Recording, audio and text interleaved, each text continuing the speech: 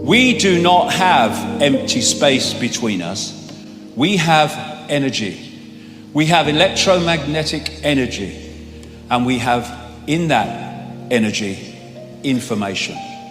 And from that, what I call the biological computer decodes that information into a sense of reality that we think is solid but simply cannot be. And now we have mainstream scientists saying this reality could be just a hologram, exactly what it is.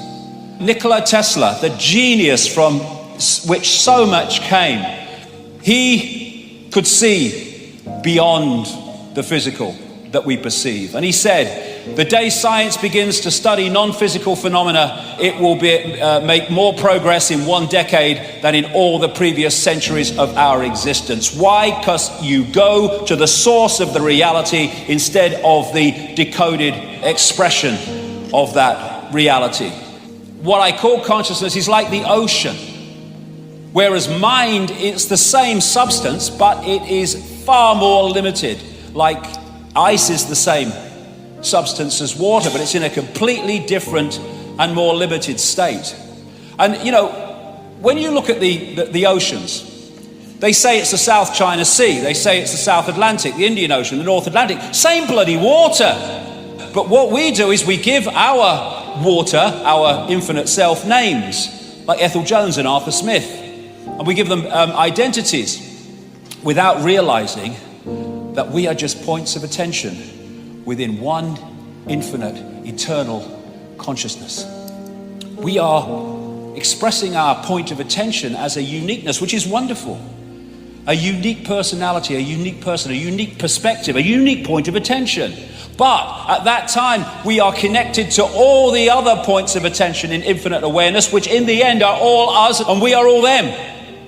And so, when we go to war, we go to conflict, we are fighting ourselves. The ocean is the droplet is the ocean. Drop the droplet in the ocean, where does the droplet end and the ocean start? The idea of the conspiracy is to keep that droplet disconnected from the ocean. And when they do that, we have the world that we live in. If you don't become the ocean, you'll be seasick all your life. And so many people feel this ache, this sense of disconnection, this sense of longing that they can't put words to, because one part of them, one level of them knows that we're all one. Everything is all one. Leonardo da Vinci learned how to see, realize that everything connects to everything else. It's an ocean. We are a point of attention, but we are the ocean. My God, that's what we are. We're the freaking ocean of infinite consciousness. What a job they've done to persuade us we're Ethel from the store. Near-death experiences, the common themes of what they say is incredible. How they leave the body and suddenly past, present and future are all happening at the same time, in the same moment. How they have multiple levels of awareness at the same time. In the body they had one level of awareness, because the body focuses us in these frequencies, locks us in like a computer. The fear of death comes from the ignorance of life. There is no death. There's just a removal from the vehicle into consciousness, in awareness of itself again. But you get people frightened of death and they'll give their power away to doctors and chemo freaking therapy and all of it because they want to stay alive because they fear death. There is no death. There's just a change of point of attention. So we have a visible universe, that which we can see, and we have an invisible universe, which is everything else. And the visible universe is so tiny, it is funny. And so through the body we perceive in a visual sense what the body can decode, which is this little band of frequencies. You go outside the body, now you're perceiving much greater frequencies, and thus your reality changes.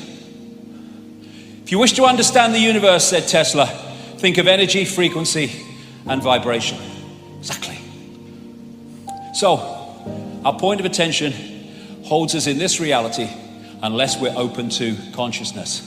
Because what happens is if you come into this reality, this visible light reality, and you hold that connection to consciousness beyond this reality, you have everything you need. You have the information coming through the senses to give you a fix on what's happening around you, but you have the big picture that's outside of this reality, that's not programmed by its perceptions and its sense of limitation, which can then feed you insight, inspiration, intuition, to give you insight beyond that which you are directly experiencing.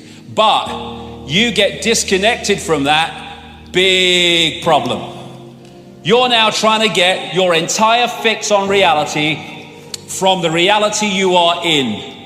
And if a network controls that reality and that information that's coming at you, they are going to program your sense of reality for life. And so in this world, there are people in the program who are only getting that sense of reality, and then there are people who've opened their minds and opened their hearts who are accessing another sense of reality, and these people call these people mad and crazy and dangerous. Yes, they are. They're dangerous to the prevailing program. So what is the universe? It is information. Information decoding information. And form is information. Our base state is awareness. It doesn't have form, it's just awareness. But we come into the realms of form, and form is created from information. And so we need to stop living the lie and start living the truth of who we really are. We are infinite awareness. We are not humans. That is our experience. We are infinite awareness having that experience. Infinite possibility.